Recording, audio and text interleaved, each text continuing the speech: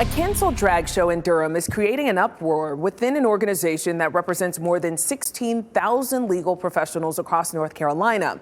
This is how the North Carolina Bar Association president explains his decision to cancel the event. He said, quote, it would most likely be interpreted as a political statement, which would, quote, impair the effectiveness of the NCBA with regard to many of its initiatives. WRAL's Matt Tallhelm joins us live now outside the association's headquarters in Cary, with reaction.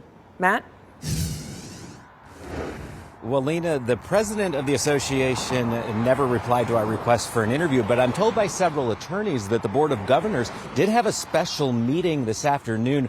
We're working to learn if any action came out of that. This all started months ago. Back in December, that's when they started planning for this drag trivia event, but it was only canceled after state lawmakers started talking about a drag show ban.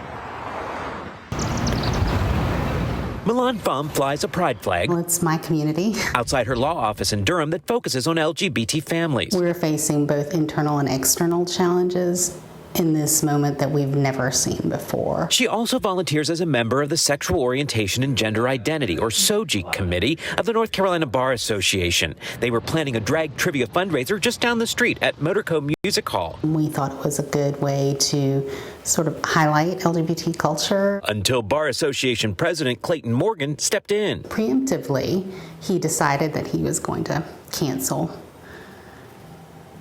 our event. And, you know, it was really hurtful. That decision came just weeks after Republican state lawmakers proposed a bill to criminalize drag shows. WRAL obtained a recording of a meeting with SOGI committee members where Morgan explained his reasoning. Political viewpoints will be inferred by the General Assembly, given the nature of how drag shows are being used and portrayed now.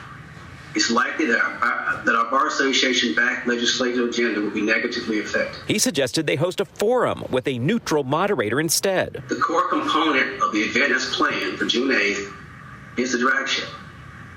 Not an educational discussion on both sides. It's a drag show. Right, we would have to have people who oppose my identity be part of our event. Attorney Drew Kohler is vice chair of the SOGI committee. We're not sure where to go from here. It feels like the work that we've done and the committee that we've made has been destroyed from this. Pham is staying on to fight. She says this is about more than one organization's decision to cancel a drag show. It's about their unwillingness to support a community that is under fire everywhere and whose lives are at stake.